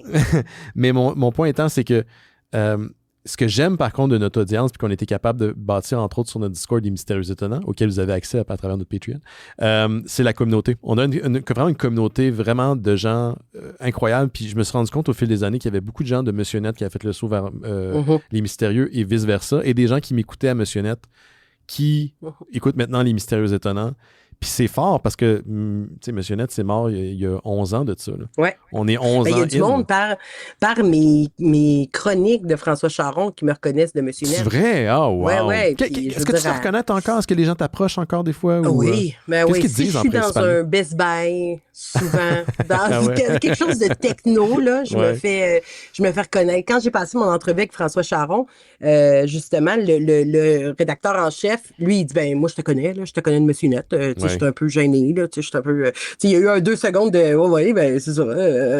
Puis, tu sais, je suis comme, mon Dieu, c'est drôle, tu sais, pour moi, c'est tellement loin, mais en même temps, c'est là que tu vois que ça a marqué, puis qu'il y a une force dans ce qu'on faisait, puis qu'il y a, tu sais, à quelque part, quand tu t'ennuies, comme, tu sais, je sais pas, là, écoute, je m'en vais loin, là, moi puis toi, là, on peut s'en aller loin, hein, oui, mais on a tout le temps été comme ça, moi, on a tout le temps été bon pour ça. Ouais. Fait que, mais j'ai l'impression que quand tu t'ennuies moins, c'est que quelque chose a été remplacé. Ce que je veux dire, c'est que j'ai l'impression que les gens ont beaucoup cet ennui-là parce qu'il n'y a jamais eu quelque chose qui est pas arrivé. De la même manière. Pas de la même manière, tu comprends?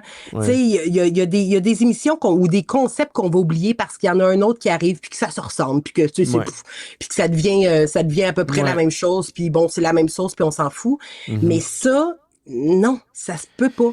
Il y a ce côté-là qui est imbattable. T'sais. Il y a un chanteur, là, je m'excuse, j'ai oublié le nom, là, mais il y a une toune à propos du deuil, puis il dit en anglais « Grief is only love that got no place to go ». Le deuil est en fait de l'amour qui n'a eu aucune place où aller. Puis c'est vraiment ça, je pense, que tu viens de décrire. C'est un peu la même chimie. Je oui, parce que c'est comme une peine d'amour. C'est vraiment exactement ça. C'est ça. C'est ce que tu peux pas stalker sur Facebook. C'est ça le problème. Exact, ça c'est dommage. Parlant de Facebook, parce qu'il y a une annonce qui a été faite sur Facebook, moi j'avais entendu entre les branches que ça s'en est, fait que ça m'a moins surpris, mais le retour de Musique Plus sur Twitch, sur TikTok. Déjà, Much Music, l'ancienne station sœur de Musique Plus, était sur TikTok. Là, on répète un peu le modèle avec des nouveaux, ce qu'on appelle VJ, des gens qui avaient peut-être déjà une audience ou qui n'avaient pas une audience, dont le maire de Laval, qui est un influenceur que j'aime beaucoup, qui était devant chez nous là, hier. Genre, j'étais correct, c'est le maire de Laval. Puis je ne l'ai pas arrêté. C'est peut-être ça. Mais comment t'as reçu, toi, tout ça? Parce que moi, j'ai eu un petit heads-up, fait que j'étais pas vraiment surpris. Moi, j'ai pas eu le heads-up, pas tout. Personne m'a appelé. Je l'ai pas dit. Non, personne m'a appelé. C'est une source qui m'en a parlé, puis moi, j'en ai parlé à quelqu'un d'autre après, mais c'est tout. Comment t'as reçu ça quand tu as vu ça popper là, avec un revamp du vieux logo? Puis, ben, écoute, moi, très contente. Moi, en fait, sais-tu pourquoi je suis contente? Parce que j'ai des enfants, en fait. Je pense que c'est beaucoup pour ça. Parce que c'est sûr, en fait, tu sais, je me bats avec deux émotions tout le temps là-dedans.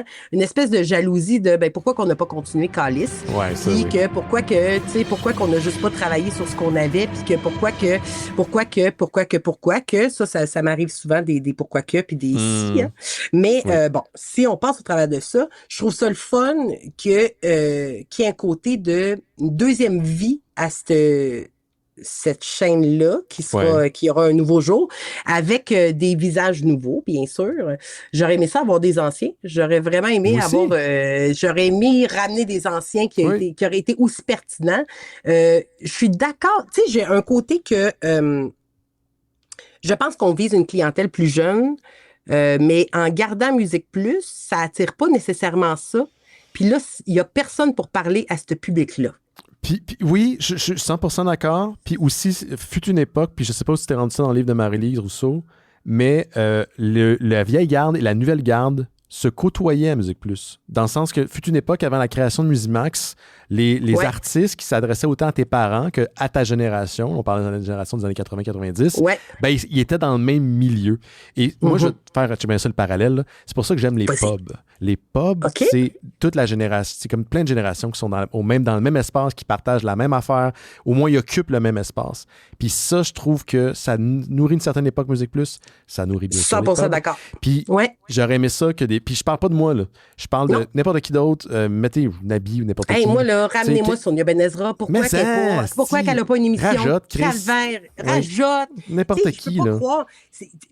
Moi, c'est le côté dommage. Autant que je suis contente parce que Morgane, ma fille, qui est comme musique plus, puis là, je la voyais regarder des vidéos, puis là, j'ai vu checker une couple d'affaires avec Marie-Mé, puis production super, là, je veux dire, les vidéos, ce qu'ils font, c'est très cool. Le format est le fun, le format est rapide, les animateurs sont corrects pour leur génération, mais moi, c'est sûr qu'ils vont me perdre parce qu'il y a personne qui me parle à ma génération, à moi. Tu sais, c'est encore là, peut-être sûrement que ça visait pas notre génération, mais de ramener Musique Plus, fallait s'attendre à ce que ça fallait parler à notre génération. Oui, je comprends. Aussi, tu comprends? J'ai cette déception-là. Moi aussi, je comprends. Mais c'est drôle parce que j'ai l'impression que toi, t'as à peu près mon âge. Moi, j'ai 45, toi, t'as 40 ans. Puis 41, OK. Pendant longtemps, on dirait que les médias, tout ça, disons l'environnement du divertissement, OK, a desservi une génération qui était plus vieille. Puis ça a été ça longtemps. Puis ça, là encore. Puis à un moment donné, là, on est passé, mais c'est la génération plus jeune. Et avec raison qu'il faut desservir parce qu'il faut l'abreuver aussi de la culture québécoise. Que je pense que la nouvelle chaîne Musique Plus veut faire sur TikTok. Va le faire. Mais là, entre-temps, on est comme, mais nous autres, on est où, là? On est cette espèce de micro-génération. Est-ce qu'on dirait qu'on a attendu notre tour, puis là, finalement, notre tour est passé, on est rendu trop vieux? C'est comme si j'apprenais maintenant que je suis trop vieux. On se place où exactement, c'est ça? Tu sais, comme là, on n'est pas vraiment Twitch. On n'est pas vraiment TikTok. Bon, on est Instagram. On n'est pas cool sur Facebook. Fait que fuck Facebook. On est Instagram, mais pas trop, puis pas tout. Puis les stories, mais pas trop, mais pas toutes. C'est ça qui est bizarre, là, tu sais. Fait que ça a été... Tu vois, moi, je te dirais que c'est mon plus gros défi. Tu sais, mon entre-deux, moi, tu dirais, quand j'étais à Promédia, avant ça, j'ai été faire un cours du soir à l'École nationale de l'humour pour me remettre à l'écriture. J'avais besoin de réécrire, j'avais besoin de juste me remettre parce que j'avais complètement arrêté. En écriture humoristique, en fait. OK. Puis, fait que je me suis allée là-dedans, j'ai fait le cours, j'ai bien aimé ça, mais il y avait quelque chose, OK, le drôle est toujours là, mais moi, il y avait le côté de... il y a un côté qu'il faut que j'apprenne quelque chose. En fait, moi, dans tout ce que je fais, faut qu'il y ait un angle, faut qu'il y ait une pertinence, puis qu'il faut qu'il y ait une cohérence dans tout ce que je fais. Faut qu'il y ait une raison que je fasse quelque chose. Puis, faire de l'humour pour faire de l'humour, puis raconter des jokes pour raconter des jokes, dans mes chroniques, je vais rajouter du drôle parce que ça fait partie de moi, ça oui, puis ça m'apprend, tu sais, donc ça m'a appris à écrire puis à penser différemment. Mais ce que je trouve, c'est que justement ces médias-là, puis tu sais, tu prends comme Musique Plus là qui arrive avec c'est une génération de jeunes que eux, ils connaissent, ils ont si tu veux, juste le téléphone. Ils ont juste leur téléphone, ils ont connu rien d'autre. Si c'est cette génération-là, en particulier, qui veut juste parler, peut-être qu'ils sont à la bonne place. Tu comprends? Mais en même temps, je trouve que je crois encore, puis ce que j'ai vraiment trouvé difficile, c'est de trouver ma place, moi, en tant que quarantenaire, pour essayer de me mettre à créer du contenu, là, en ma tante, là, qui essaie de faire... T'as l'air d'avoir 28, Lynn, pour vrai, là, je veux... T'as la même face qu'il y a comme 10 ans de ça, là. Peut-être, mais j'ai pas... Tu sais, comme avec... Pas pour ma fille de 16 ans, je suis une madame de 41, là. Mais il reste que c'est dur pareil parce que... puis tu sais, pour François, quand je suis arrivée là, nous, notre clientèle, parce que François Charon, c'est un peu différent de ce que à Monsieur Net on fait, en fait, parce que c'est plus vieux. Puis c'est beaucoup sur la sécurité, la prévention, faire attention aux fraudes, tout qu'est-ce qu'il peut avoir. Au niveau de la protection, tu sais, on essaie d'aider les gens le plus possible. On a des formations en ligne, on fait des conférences pour les fraudes. On essaie vraiment d'aider le plus les gens possible. Ce qui est un autre pan, mais ce qui m'a toujours plu aussi de Monsieur Net, parce que puis qui m'amène ailleurs. Puis je pense que c'est là que je vieillis, parce que avant là. À Monsieur Net, là, on était des gens qui s'y connaissaient, puis on était fiers de s'y connaître, puis on en parlait, puis on parlait des choses qu'on connaissait avec nos termes. En vieillissant, j'aime m'assurer que les gens comprennent ce que j'explique. Tu comprends? Il y a sans nécessairement avoir accès sans utiliser les termes sur lesquels on se rabattait nécessairement. Ouais, tu sais, ou tu sais, comme on connaît tout, tu sais, la volonté de on est vraiment bon, mais parti, puis là, ma volonté de me faire comprendre est plus importante.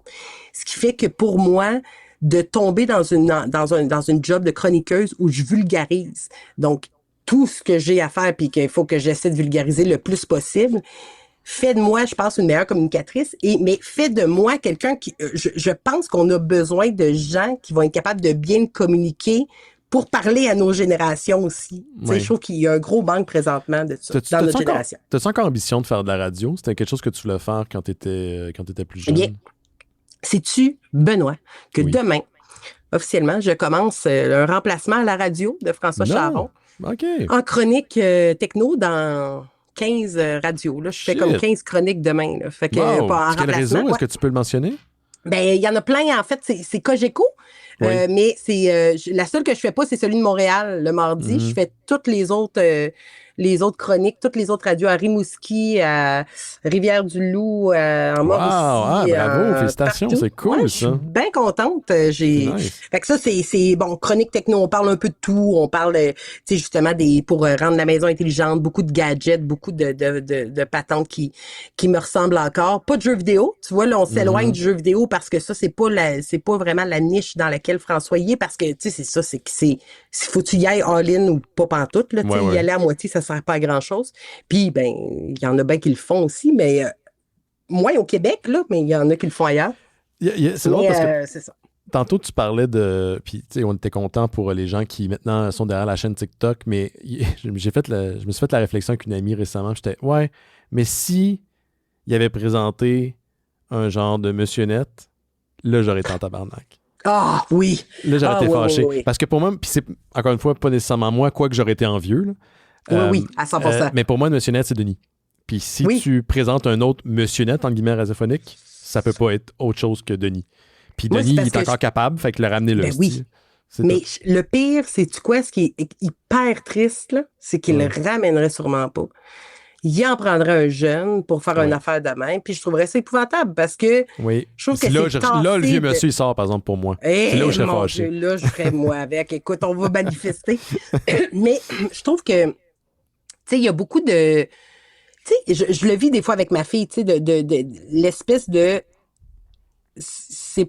Bon, tu sais, ça, c'est sûrement quand tu vieillis, là. Tu sais, je suis une mère, fait que là, quand je le sais, mais je suis une mère, fait que ce que tu sais, t'es une mère, puis c'est pas intéressant parce que t'es ma mère. Bon, tu sais, il y a un peu ce côté-là de la jeunesse, puis je trouve que j'ai l'impression qu'on a encore beaucoup à partager, tu sais, tu comprends? Puis je trouve que je prends Denis, là, il pourrait repartir un show demain matin, puis j'ai fait confiance, là, tu sais. Ben oui, il pourrait faire la télé encore. Puis c'est ça que je trouve, je le souhaite encore, je pense pas que ça se ferait à la télé, mais écoute, je rêve encore un jour qu'il nous dirait hey, on repart de quoi, là. J'ai déjà pensé souvent, j'étais comme, j'attends juste ça qu'ils nous disent hey, on repart, puis tu sais, ça pourrait ne pas être Monsieur Net, là, mais ce serait la même formule, puis j'embarquerai tout de suite. Je trouverais une façon de mettre ça dans ma vie, puis je serais tellement content. J'ai eu des rêves de me dire, hey, il pourrait demander, Denis fait ce qu'il veut, là, c'est pas moi qui ai à dire quoi faire, mais tu sais, il demande au commerce qui est rendu à l'étage là, de Musique Plus Santé, l'étage où nous on était, là, puis qui demande une commandite, puis hey, on va te faire un show en direct de là une fois, là, juste pour...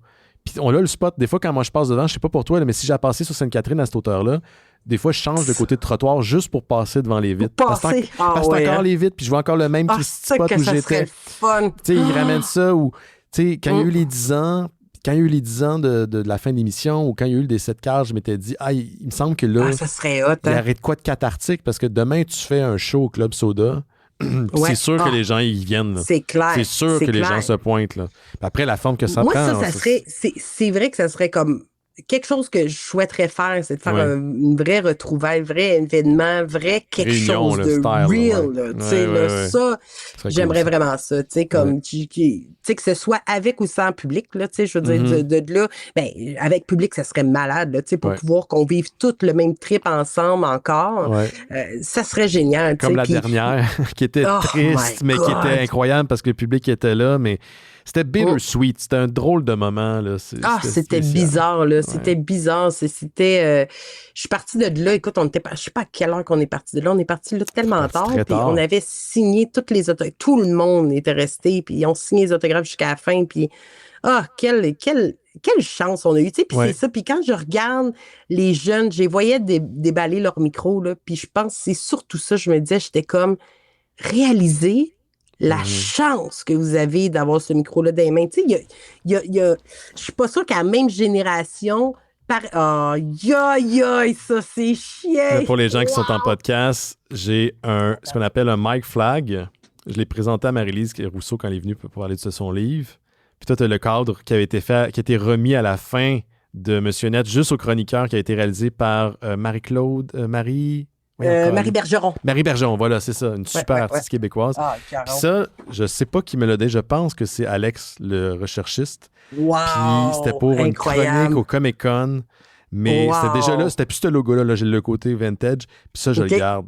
Fait que je sais pas comment je l'ai eu. Je pense que c'est comme ça je l'ai eu, mais je le garde encore. Okay. Incroyable. Tu sais, c'est ça. Puis, je veux dire, t'aurais n'importe qui aurait cette affaire-là, aurait jamais la même émotion que nous. Tu sais, tu comprends? Ça, ce cadre-là, là, je veux dire... Attends, bouge pas. Qu'est-ce que t'as? C'est un carton qu'on m'avait donné. On voit le logo de Monsieur Net, le dernier logo de Monsieur Net. Fait que c'est un fond noir avec un logo Mnet. Puis quelqu'un m'avait donné, je pense, pour cacher des notes. Puis on me l'a donné après. Je suis parti avec.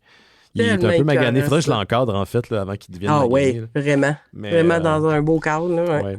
Hey, mais Lynn, merci pour ton temps. Là. On a passé une demi-heure, 1h30, en fait, à parler ensemble, Colin. C'est toujours ça. Ça n'a même pas paru. C'est toujours ça. Ça n'a même pas paru. Fait que avant de te laisser, est-ce que tu as des projets sur lesquels tu veux faire un peu de publicité, te plugger tes plateformes, ce genre de choses-là? Bien sûr. En fait, vous pouvez me suivre sur françoischaron.com. Là, vous allez voir plein de chroniques de moi, autant sur Twitter, sur TikTok.